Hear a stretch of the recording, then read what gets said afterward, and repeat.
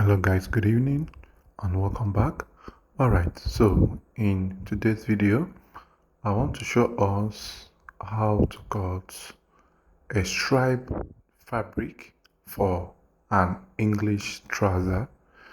Now this is one of the regular fabrics every person can get in the market, but there must be a particular way the stripes must face for you to achieve a perfect result, right?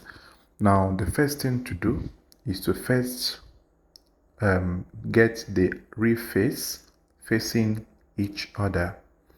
The right faces must mirror each other. Then after that, fold the fabric into two in this form, into two layers. Now try to match the corresponding colors, the stripes, the golden and the dark gold, to match on the one underneath. This is the first trick you must do. Then in trying to cut out the line, make sure you use one line of the stripe as your baseline at the sides of your trouser. Now use that one line and make it your baseline. Mark all through this way. Make sure that your marking is straight enough using that baseline as your foundation, right? Then also mark out this line as well. Make sure this line is properly marked out as well. Then after which, the next thing to do here is to mark 2 inches here. Now these 2 inches will serve you for the folding or the hemming, right? Mark out these 2 inches. Now you connect the lines as shown this way. Connect the lines as shown this way. Now the next thing to do here is to apply your customer's trouser length. So which the length I have is 39 inches. So you measure 39 inches all across that way, measure that way, and then mark this way. Now some persons will ask me, won't I remove the band? Now the answer is no. I will not deduct the band from the trouser length. Reason being that when you slope or slant the trouser gets short by half an inch. Then the half remaining will be used to attach the band to the trouser. Then in totality, 1 inch has been removed.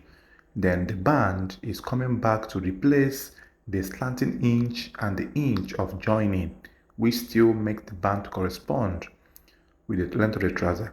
So after this, now the next to do is to get your crouch. So which the hip I have is hip of 44, right? Thereabout. Then I mark 11 as my crouch depth.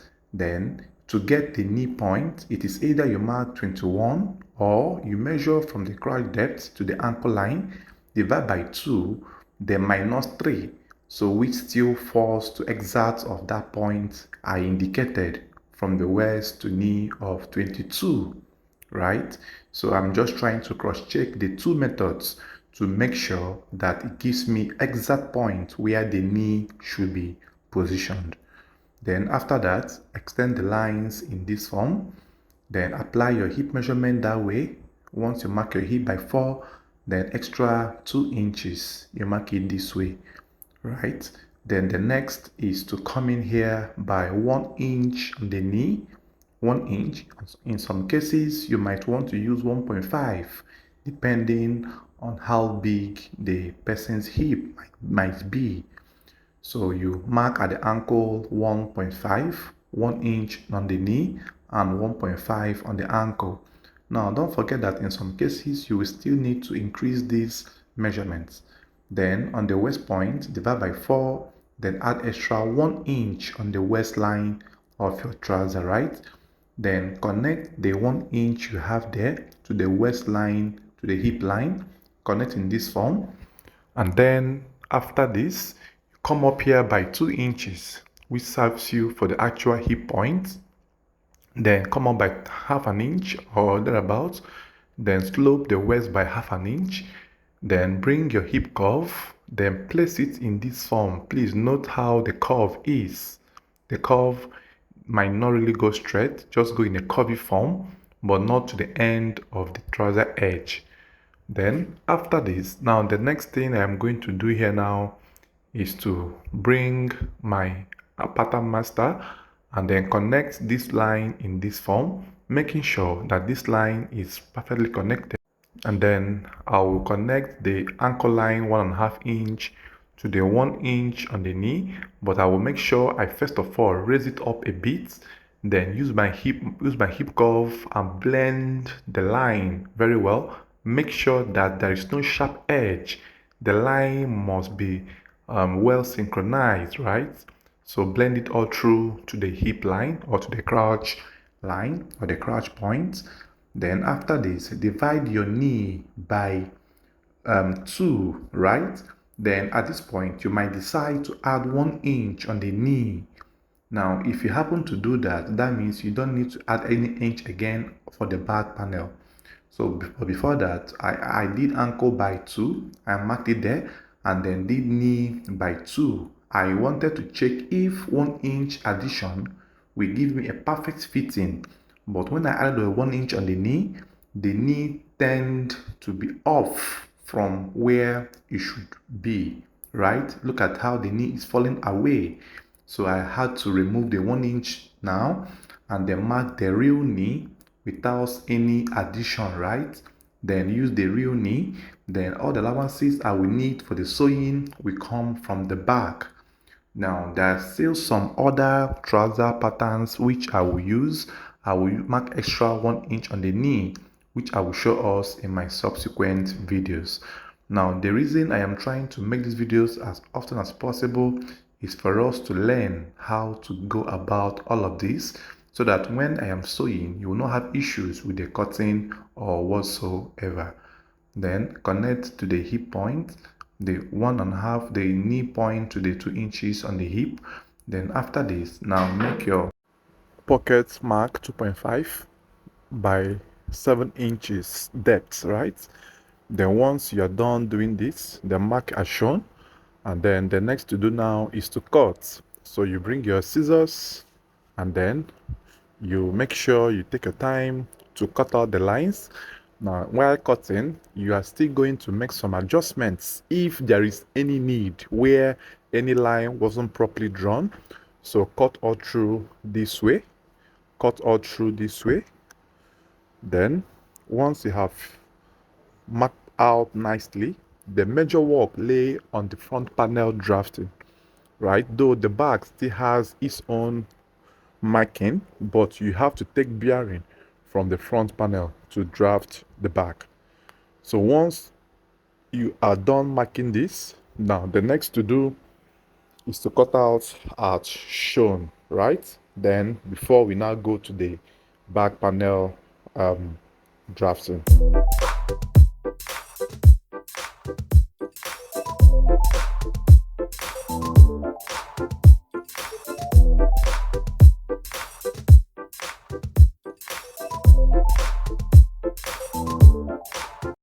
All right, so now we are done cutting out the front. So you just have to place the fabric this way, and then we are about to cut the back panel. So you will use the front panel and place on top this way while you arrange it properly, and then make sure it's properly arranged. Then you lay out all the lines to tally. Now still on this point, you still try to make the stripes to correspond, right? So that when you join the panels at the sides, it will give you a nice result. And make sure that the front panel is not tilting or bending any other direction, right? So just take your time to do all of this. Then once you're done with this, you now start drafting the back panel. So let us start drafting it now. So here you will extend the crotch line to your back panel piece. So now you bring your tape. Before that, you bring your ruler, and then you extend this line.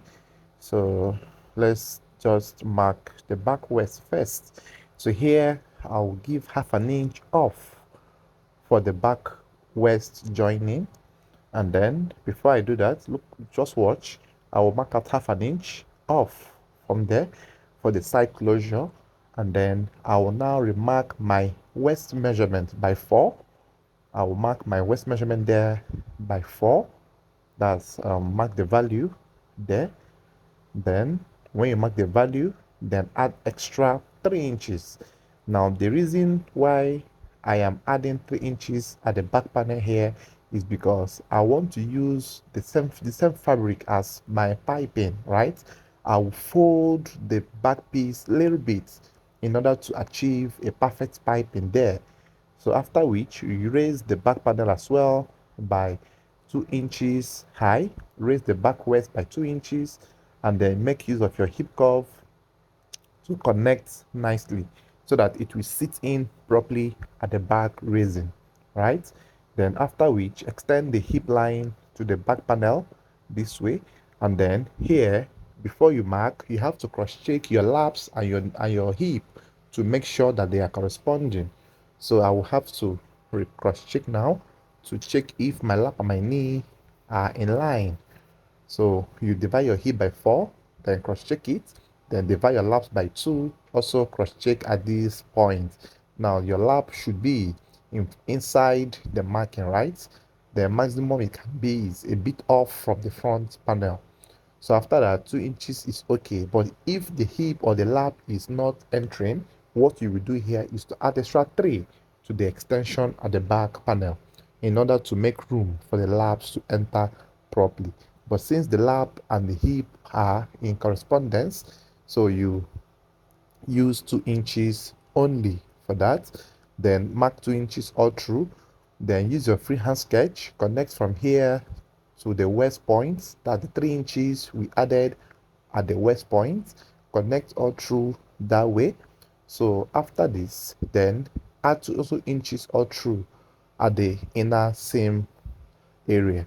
So once you are done with that, this is how you draft your front and back panel of a male trouser, which you will use to um, make for your clients, right? So the reason I'm showing you all of these methods is for us to learn, because I believe most of us are still confused, because from the comments and the messages I do get on my WhatsApp message often, most people are yet to lay their hands on a concrete method or a perfect method or one of the simplest methods to draft an English trouser.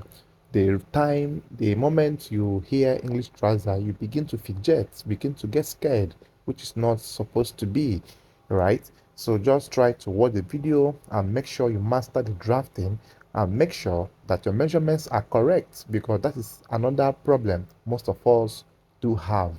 So I have several videos on how to take a perfect measurement. Make sure you watch them 2 or 3 times, 4 times before you can now start trying.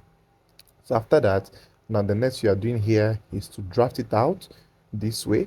So I will cut it out this way, and then these components I am keeping beside are necessary, right? It will be used in our pocket facings and flaps, which I will also tell us the measurements. Let me just say them now. The measurements for the pocket facing is 4 inches width by 10.5 inches to 11 inches depth, while the flap is 2.5 inches to 3 inches width, and then from 9 inches to 11 inches depth, depending on the crotch depth you used for your trouser drafting. So after this now, you cut out in this form and make sure everything is perfectly aligning. Then the measurement for the band is 2.5 inches width by the length of your waist measurement divided by 2 plus extra 5 to 7 inches.